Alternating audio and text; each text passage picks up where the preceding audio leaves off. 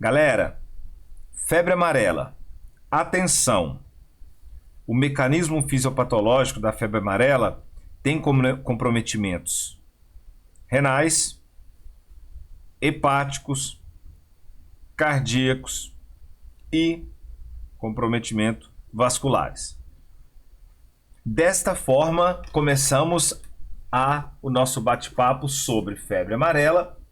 A febre amarela, normalmente no laboratório a gente vai ter essa ausência de leucocitose. Então, se tem leucocitose, se tem proteína C aumentada, eu devo pensar em sobreinfecção dessa febre amarela ou não é febre amarela. Beleza? O que a gente então tem que solicitar diante de um paciente com febre amarela?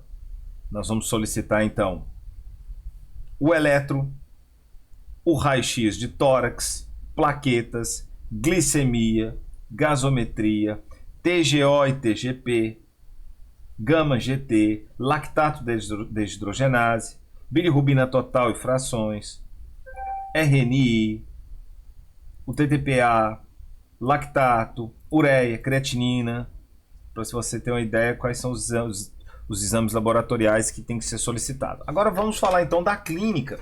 E a clínica é com base nesse manual aqui, ó, nesse esquema que é como deve ser classificado o risco e o manejo da febre amarela. Pessoal, então você tem dois cenários, em áreas de risco ou em áreas sem evidência de risco para circulação da febre amarela ou em áreas de risco. De toda forma, nós temos como clínica uma febre, mais de 7 dias, de início agudo, associado à icterícia. Essa icterícia, até dentro das manifestações mais leves, pode nem aparecer, ok? Associado ao que mais? Cefaleia, mialgia, lombalgia, mal-estar, calafrios, náuseas, tonturas. Então, e se essa pessoa não está em área de risco, dentro do caso clínico tem que contar que ela vem de uma região que está tendo surto para febre amarela ou que está tendo crise, que está tendo circulação viral. Bom, então vamos lá. Esse paciente está com essa clínica, febre, cefaleia, mialgia, lombalgia, icterícia. O sinal de Fagê pode estar presente, que é uma frequência cardíaca baixa no cenário de febre. Normalmente essa frequência cardíaca tinha que estar alta. Então, alguma frequência cardíaca baixa, isso é uma característica, mas não necessariamente pode estar presente. Uma informação sobre o estado vacinal. Ele deve ser considerado para vigilância, mas ele não deve ser critério para inclusão ou exclusão no manejo crítico do paciente. Ok? Então a gente vai fazer aí inicialmente a avaliação do TGO, TGP, RNI, creatinina e hemograma completo. É isso aí que a gente faz inicial. Ok? Função hepática, função renal, hemograma completo. Apresenta algum sinal de gravidade? Se ele tem sinais de gravidade, ele já é considerado um paciente grave. Sinal de gravidade. E quais são esses sinais? Vamos para o laboratório, que é mais importante. TGO e TGP acima de 2.000. A creatinina acima de 2, o RNI acima de 1,5, plaqueta menos de 5.000.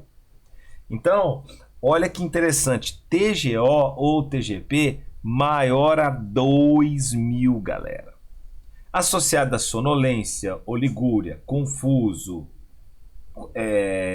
dificuldade respiratória. Então, se esse paciente tem sinais de gravidade, nós vamos conduzir esse paciente numa UTI. Então, isso aí a partir de agora deixamos entregue às pessoas envolvidas na UTI. A questão de prova não vai dar sequência para a gente nisso aqui. Mas consiste na conduta a pessoa vai ter que ser hidratada e tem que ser estabilizada, afinal ela está muito grave, mas o princípio da coisa é a hidratação, né? E tem os analgésicos, os antipiréticos, mas de toda forma esse paciente na UTI fica aos cuidados desse pessoal especialista os intensivistas aí. O que a gente precisa saber e dar muita atenção é aquele paciente que não tem sinais de gravidade, ele não é grave, ele não é grupo C, mas ele é grupo A ou grupo B, que é leve ou moderado. Aí vem os sinais de alarme. Tem sinais de alarme? Sim, ele é moderado.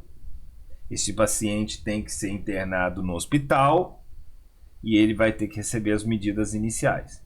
Se ele não tem sinais de alarme, esse paciente tem que ficar em observação ambulatorial por 24 horas.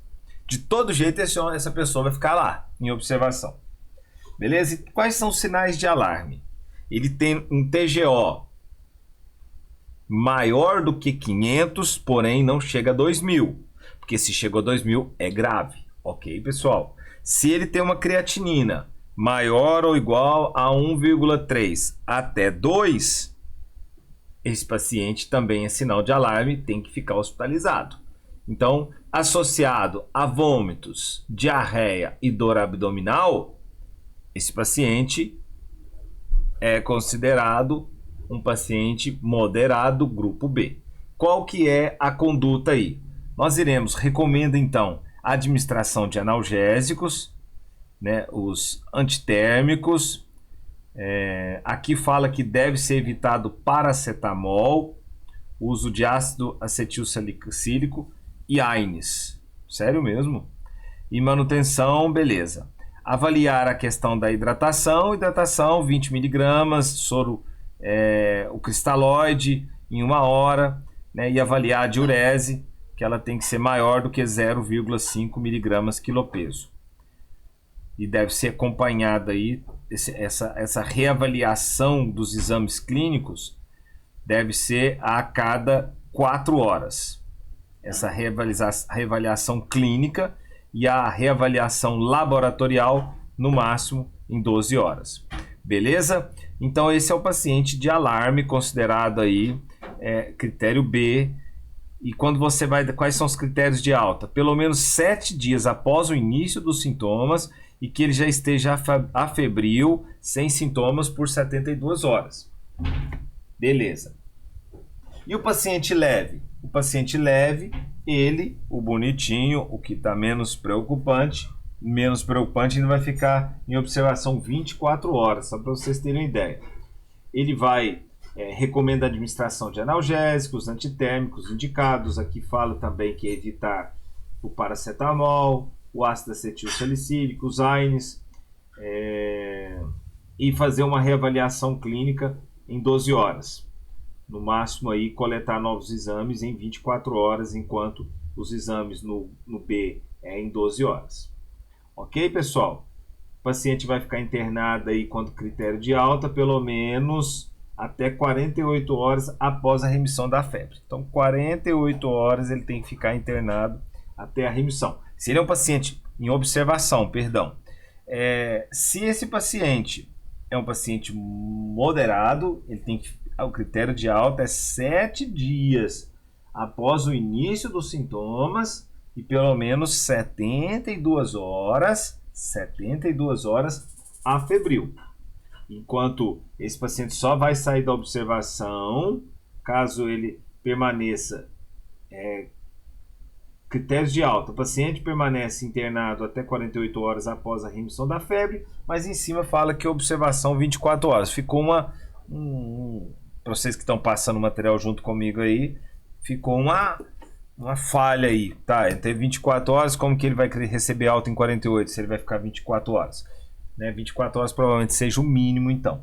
Qual questão de segmento?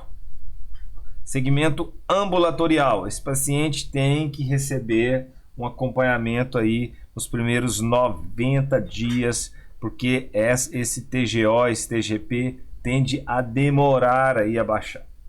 Tá bom? E quais são complicações tardias? A hepatite tardia é um problema na febre amarela, beleza?